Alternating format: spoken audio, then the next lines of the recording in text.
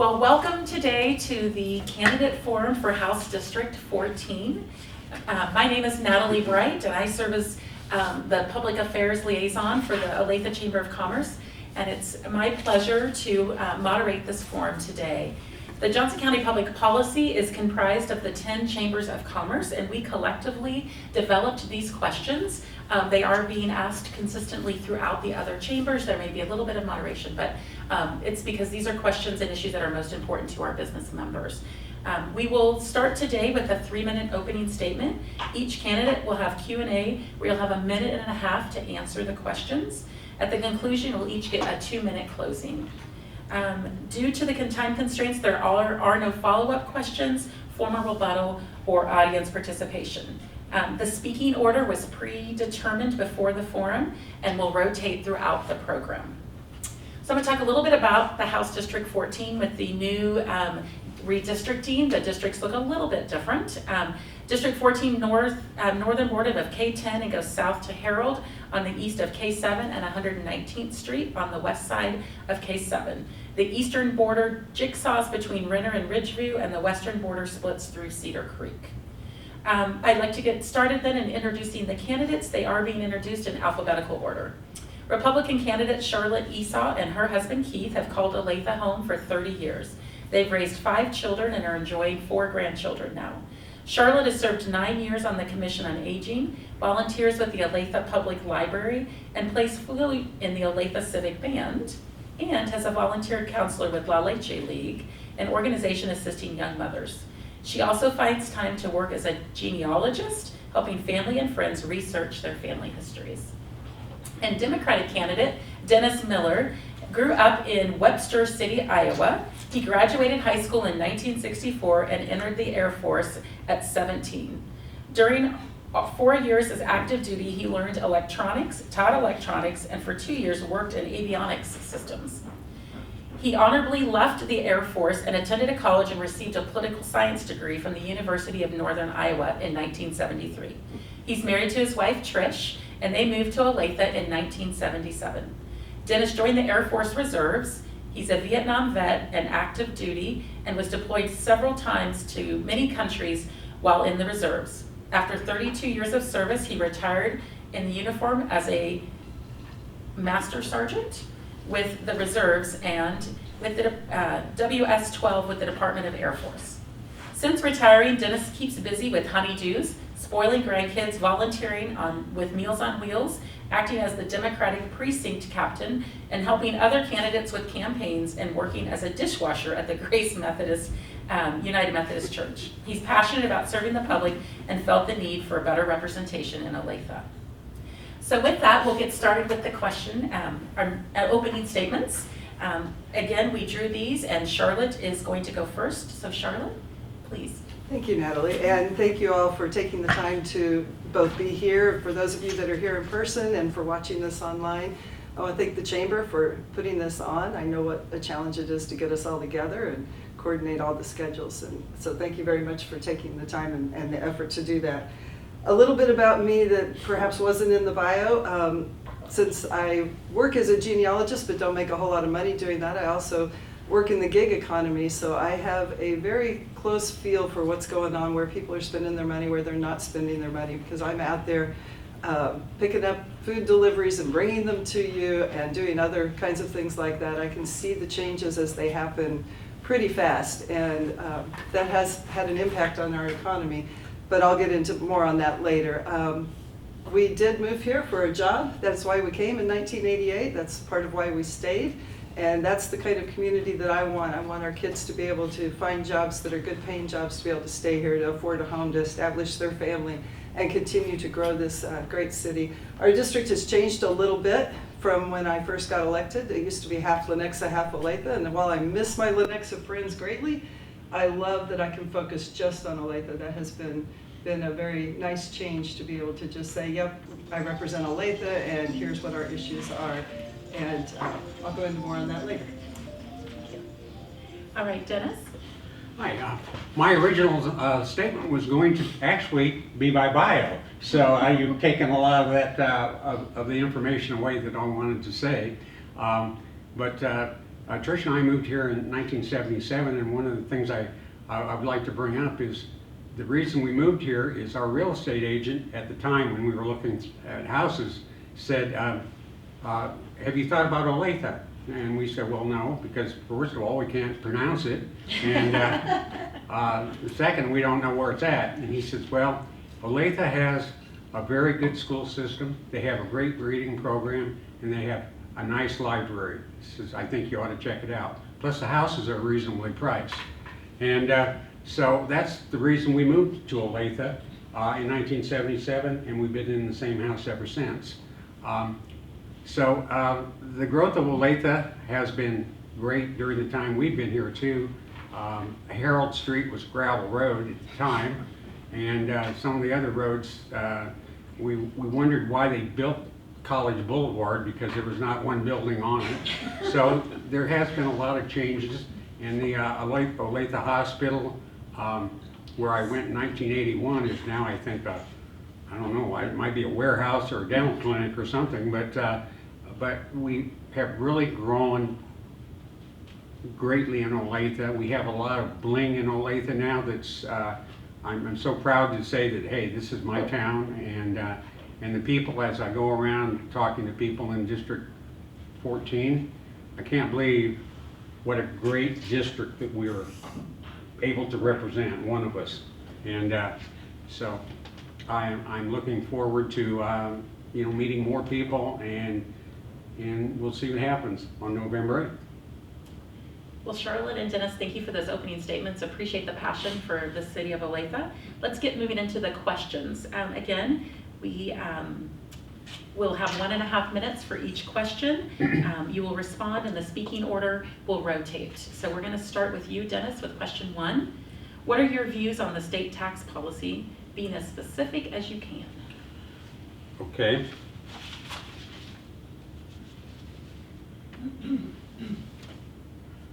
First of all,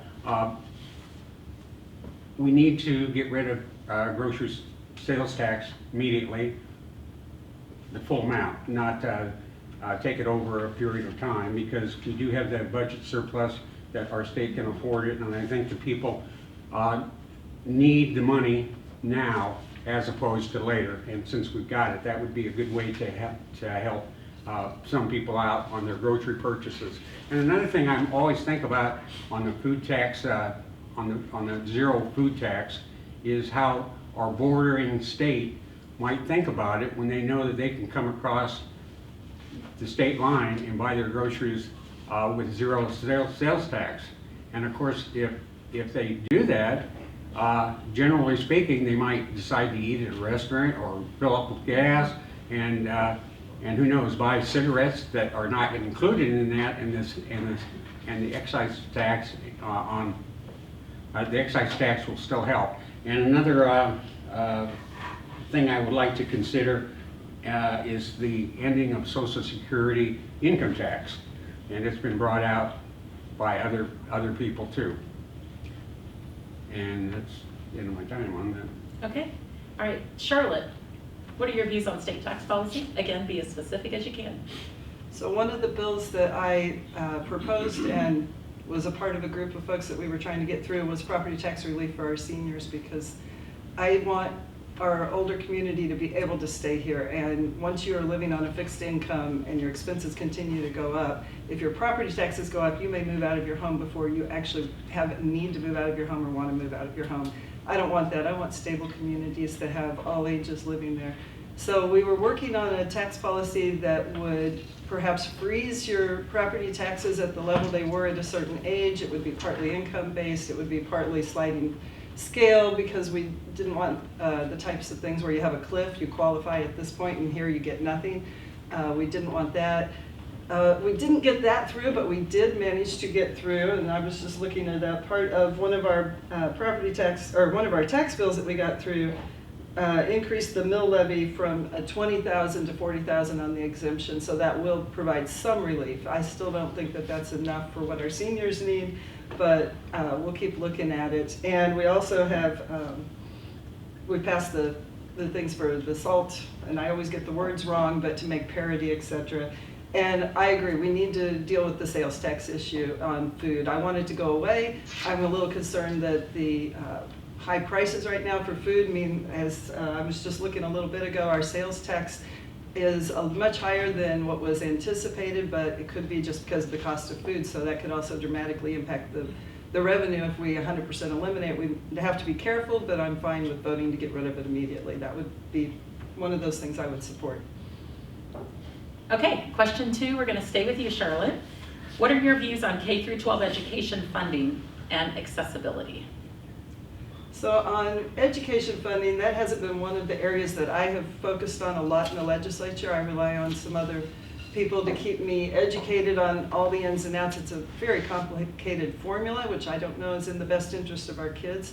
I wish we could do more of it simply on the local level, because the more you ask others to help pay, the more others think they can tell you what to teach your kids and how to do it. And Western Kansas may not agree with Johnson County and vice versa. So that's a little bit of a concern for me, that we have so much state control over things that perhaps should be locally decided, and yet at the same time we need to make sure that our kids are getting a quality education, that our teachers have the funding that they need.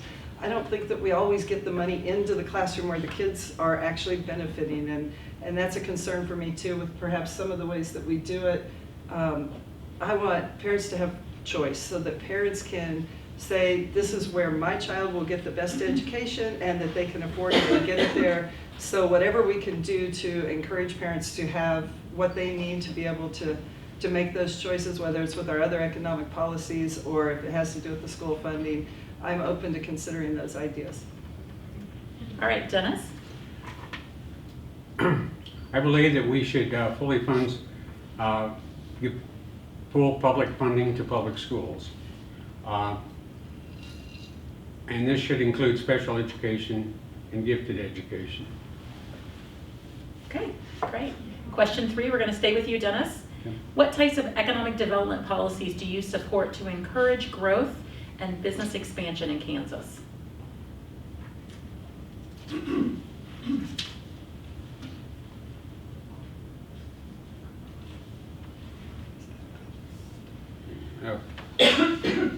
Well, first of all, I'd like to see guaranteed incentives to firms that have employment increases.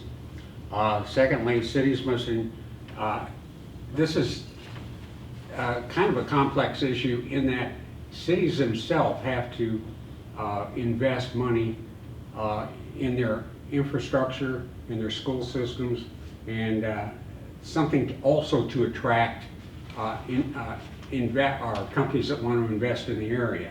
It can't be done just on the state level or tax incentive level or anything like that. And I call it bling, because of the fact that when an investment firm or a company comes in and is interested in your area, they don't look just at the tax incentives. They look at how the streets are repaired, they look at the school systems, they look at the libraries, they look at everything. And Olathe has it so much over so many areas because of their parks, their walking paths, their something that makes life livable for the employees of the companies when they invest in your area. So it needs to be looked at in a wider look than a lot of the policies are right now. Charlotte? So one of the bills that we faced when we came back into session this last time was the Apex bill, which was supposed to attract some mystery business. And we were asked to vote on a bill that we didn't know exactly who it was going to benefit. We didn't know the ramifications of that particular company coming in here as far as the environmental impact goes. And we didn't know if there'd be any guarantees. Some of those things were addressed in the bill that eventually did pass. We put some, you had to spend a certain amount of money to be able to benefit and to get some of it back. Some of the end policies that ended up in attracting that company, I don't know that we have the guarantees that we should have. I agree with the person sitting here with me that if we're going to have tax incentive, there's got to be a guarantee that the taxpayer benefits from it. That's absolutely got to be in there. But we do need to do things that attract business and make this a place that business wants to come and that people want to come. And that is definitely something I consider in every bill that we look at. Great, thank you guys. Question 4, Charlotte, we'll stay with you. What will you do to grow and develop the state's workforce? Well, one of the things we passed was a Targeted Employment Act, which was supposed to help a little bit in employing Kansas residents with developmental disabilities. I'll be interested in seeing how that works. We need to do more to encourage kids to go into tech industries. We need plumbers, we need electricians, we need all of these things that have become in some ways more tech-oriented. You have to know things that perhaps you didn't have to know before. Maybe before you just had to be able to do the physical labor, and now you got to know the technical side. Whatever we can do to develop that workforce so that we have people. COVID has, and our reaction to it has changed things and sped up what we saw was coming, in that we don't have enough workers for what we need. It was coming in the next 5 to 10 years. It appears to have arrived sooner for many reasons. And there are things that we're facing now as far as employers having trouble getting people to come to work, that we've got to find some creative ways to do it. I think the business community is going to address that better than government. Thank you. Dennis, what would you do to grow and develop the state's workforce? Well, first of all, I agree with Representative Esau, and we need to encourage investment in vocational and high schools and junior colleges. And perhaps we should also look at apprentice programs, that are increasing apprentice programs in high school and junior college also. Okay, all right, Dennis, I'm gonna stay with you for question 5. What are your views on the state's role with respect to ensuring access and affordability to post-secondary education?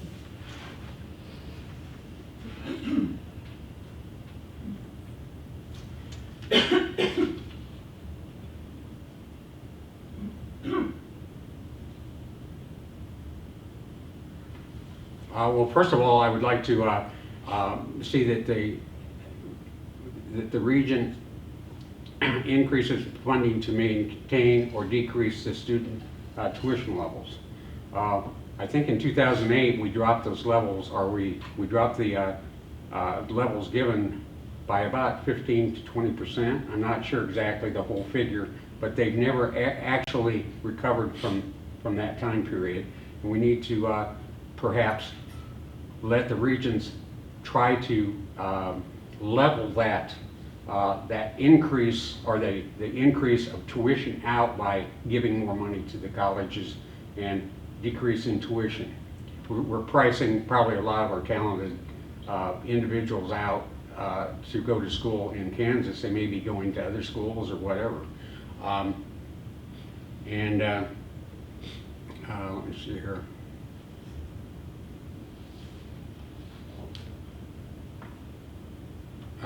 We simply must increase their, okay, basically, I've said what I said. I had 2 sets of notes and I'm trying to. Great, that's good. All right, Charlotte? Well, we've got to address the fact that it has become unaffordable for many middle-income families. They simply can't afford it. Obviously, one of the ways around that is to attend community college for the first 2 years, and I do encourage everybody to consider that as an option because it's affordable. You'll get all the basics out of the way, and you can perhaps do that while you're still living at home and transition out of home a little slower, and that will save on some of the costs. But we've made it somewhat unaffordable. I know I was able to go, and my family certainly was not a family of means, but at the same time, we left school with debt, both my husband and I. And it took us a number of years to be able to pay that off and to be able to afford a home. The kids today are facing astronomical debt if they are doing that. So somehow we've got to address the cost so that we don't have everybody tied to debt for the rest of their life trying to pay off their education. Perhaps they had this degree that they were required to get their job, but their job doesn't pay enough to ever really pay that off. That's definitely an issue that has to be addressed. But the other thing that we've just been hearing about, and I was reading a national article on this, is how the changing demographics of fewer kids are going to college because they don't see college as a goal that helps them get ahead in life. And if that's the case, then we may have to rethink what offers we have at college. Perhaps certain colleges in our state focus a little more on certain degrees and become specialists in that area. the colleges may have to do some adaptation as well in the changing times. Okay, we're going to move on to question 6. Charlotte, we'll stay with you and we'll shift gears a little bit. What do you believe the takeaway for state lawmakers should be from the COVID-19 pandemic experience? This is something I think about a lot because COVID made, and our reaction to it made a lot of changes in our community. Some of them were good. I'd like to start with what was good. When I walked in 2018, I can tell you that most people perhaps didn't answer their door, they were busy, they weren't home. In 2020, everybody was home, as we know. Not everybody, but it was a dramatic change. There were families in backyards, there were people at home, and they were, sorry, I get a little emotional about it, they were hungry to talk to people. So 2020 was a dramatic change, and I still see it. People are still home, they're still doing things with their families.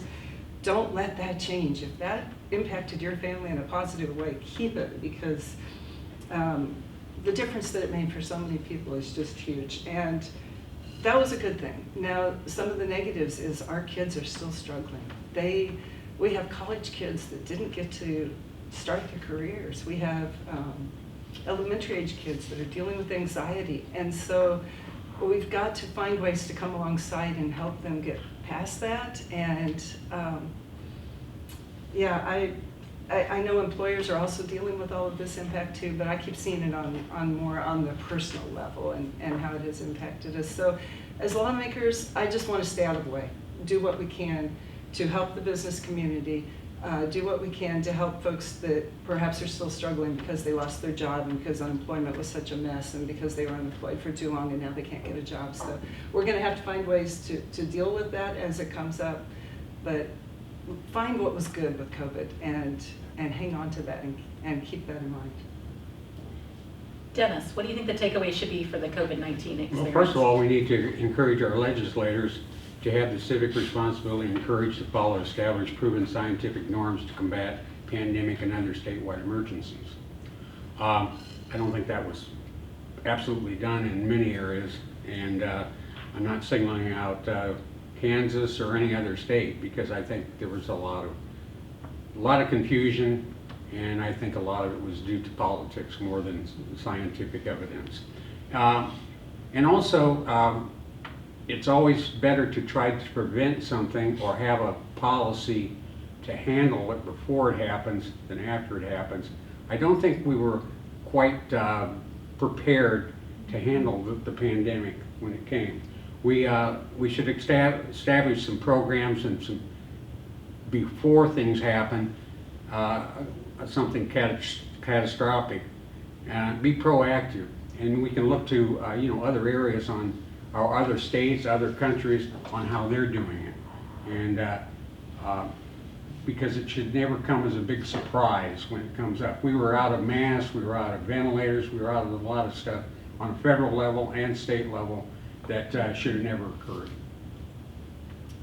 All right, question 7. Dennis, what are your views on healthcare policy and Medicaid expansion? I think we should have Medicaid expansion now. We've been out of the Medicaid expansion. We could have gotten Medicaid expansion 12 years ago. We let all that federal money go down the tube, and that's been, I think, like $5 billion.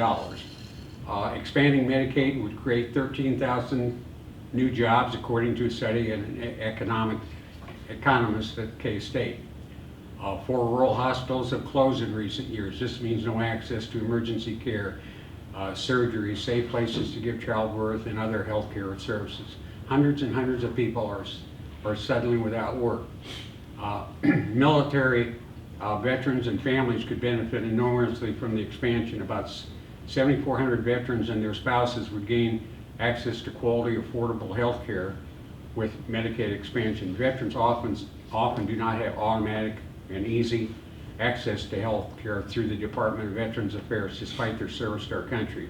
Medicaid expansions help control the inflating health insurance and hospital costs across the board. People with access to affordable health care can receive preventative treatments before conditions become so far along that they're irreversible or super expensive?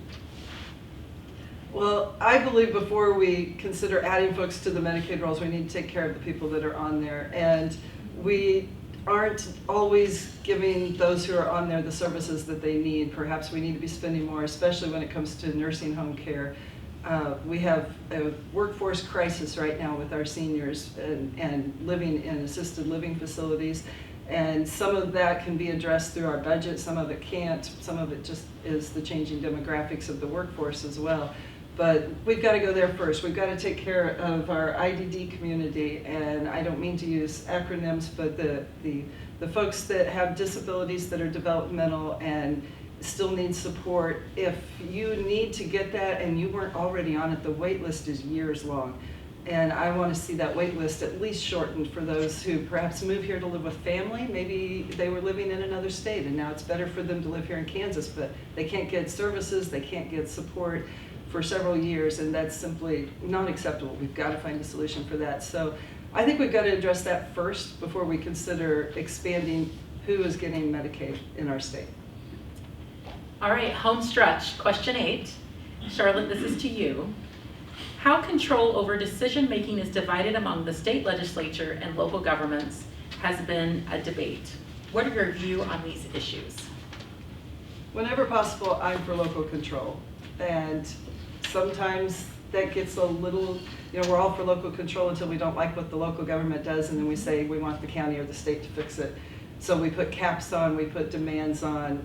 One of the things that we did that I'm hoping has actually been helpful for the citizens is we said, if you're not going to keep a revenue neutral with the fact that our property values are going up, then you've got to send out a statement to all those folks that have property and say, if the change in the budget happens and what we're going to do, it's going to increase or perhaps decrease your taxes by this much because not everybody got an increase. If you kept it revenue neutral or it went down, you don't have to spend that money. But too many people were surprised when they got their tax bill and realized that, oh, my taxes went up, and there's nothing they did, their property value went up. That is quite a burden on our, not just our older folks, but our families as well. And so I'm hoping that that transparency continues. On other local issues, if we can keep it local, I'm all for keeping it local. If it's something that needs to be on a statewide basis, obviously, then let's address it on a statewide basis so we have consistency across the state. All right, Dennis? First of all, ideally, I think most decision-making from municipalities should be made at the local level. There are certain exceptions that should be considered in public safety and education. Currently, the State Board of Education has established general guidelines respecting the autonomy of local districts and tailor those guidelines to meet their specific needs and goals. I respect this process and support it. Well, great. Well, that concludes our question and answer period. Now it's time to do closing statements. And Dennis, you're going to get to go first on the closing statements. You get 2 minutes. Okay. Well, first of all, as I've been canvassing around the district, I had one person talk to me and he said, what are you going to do when you get to the State House? And I said, what do you mean, what am I going to do when I get to the State House? All of you people are coming with me. All of your ideas are coming with me. I'm going to act on what you tell me when I go around canvassing. I'm going to try to change what you think needs to be changed that I agree with. So, it is one of those cases where, if you're elected, you actually have a group of ideas that you take to the State House with you. And that's what I'm looking forward to when I get elected, to be able to act on those ideas for the constituents that I've talked to. Charlotte? Well, first, it has been an honor to be the state representative for the last 4 years. I've enjoyed it much more than I even thought I would. I've enjoyed parts of it that I thought I would not enjoy. One of those is serving on certain committees, and we're just about to wrap up a senior care task force that I hope comes out with some suggestions and direction, not just for the legislature, but for the general public as well, for how we can address some of the issues with our seniors and the issues that they face. So that is something that I look forward to continuing to work on when we go back. We've got to address our foster care situation. We've made improvements, but there's a lot of improvements that still need to be made. We've got foster kids that are spending way too much time moving from house to house instead of permanent placement. And we've got kids that we don't take care of that we should be taking care of. So we've got to find solutions to those problems as well. I am a conservative at heart, and for me that means that if something is working, don't change it. So I didn't go into government looking to say, what can we change about everything with the state? I'm looking for where is something wrong and how can we address it, how can we fix it? And if it's not wrong and it's still working, let's keep doing what we're doing and do what we can to keep your tax dollars working for you where you want them working, and not spend money that we don't need to spend. So that's how I address it. I love going door to door. I thought I would hate that as a brand new candidate. I was like, oh my goodness, I have to knock on your door, and now you have to peel me away from your door, so I apologize if you're one of those folks who kept trying to say goodbye. I like hearing your ideas and getting your feedback, because that actually helps me know whether we are addressing the needs when we're looking at legislation that sometimes doesn't keep in mind all the individual aspects of what we need to do. And thank you very much for your time and your attention today. Well, thank you, candidates. This concludes our forum for today for District 14. On behalf of the Olathe Chamber of Commerce, thank you to everyone for taking advantage of this important opportunity to learn more about the candidates. For more information, please visit to see these videos and other candidate surveys and information. Visit www.votejoco.com, and please share this voter resource with your family, your friends, and your colleagues. And again, thank you so much for attending. We're adjourned.